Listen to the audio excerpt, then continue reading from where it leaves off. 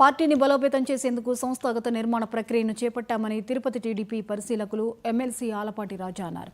నేటి నుంచి తొలి అడుగు కార్యక్రమాన్ని చేపట్టామన్నారు. ప్రభుత్వ పథకాలు వివరించడంతో పాటు ప్రజలు ఇంకా ఏం కావాలని కోరుకుంటున్నారో తెలుసుకోవడం ఈ కార్యక్రమం ఉద్దేశమని వెల్లడించారు. రాష్ట్రాన్ని గంజాయి రహిత రాష్ట్రంగా తీర్చిదిద్దడం తమ లక్ష్యమన్నారు.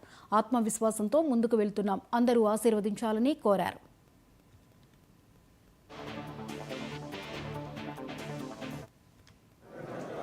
అంతేకాకుండా ఈనాడు పెద్దల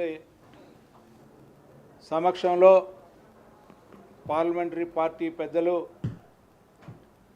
నరసింహనాయుడు గారు, అదేవిధంగా తిరుమల తెలుగుదేశం పార్టీ తిరుపతి నియోజకవర్గ ఇన్ఛార్జి సుగుణం గారు, వీరిద్దరి నేతృత్వంలో రేపటి నుంచి ఒక 30 రోజులు ఈ సంవత్సర కాలంలో కూటమి నాయకత్వంలో ఎలాంటి అభివృద్ధి జరిగింది,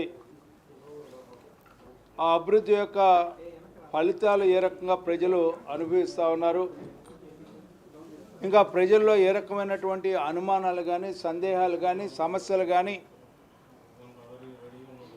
వారికి ఏమేమి ఉన్నాయో తెలుసుకోవటానికి ఈ ప్రభుత్వం యొక్క లక్ష్యం, ధ్యేయం, గమ్యం, ఏ రకమైనటువంటి పాలన అందిస్తామో, భవిష్యత్తులో ఏ హామీలు ఇచ్చామో వాటిని ఏ రకంగా దశల వారీగా అమలు చేస్తూ ఉన్నాం, మరి ముఖ్యంగా సూపర్ 6 6 100 106 కూడా అమలు చేస్తామన్నటువంటి కూటమి నాయకత్వం వాగ్దానం. అదేవిధంగా గత ప్రభుత్వంలో 5 సంవత్సరాలు ఒక్కసారి అంటే పదవిలోకి వచ్చిన తర్వాత ఏ రకమైనటువంటి అరాచకత్వం, అక్రమాలు, అన్యాయాలు, 5 కోట్ల తెలుగువారు అసహనానికి గురి చేసినటువంటి పాలన,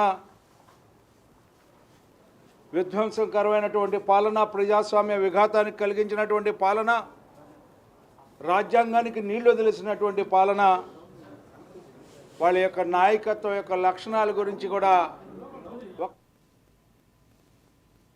విజయనగరం జిల్లా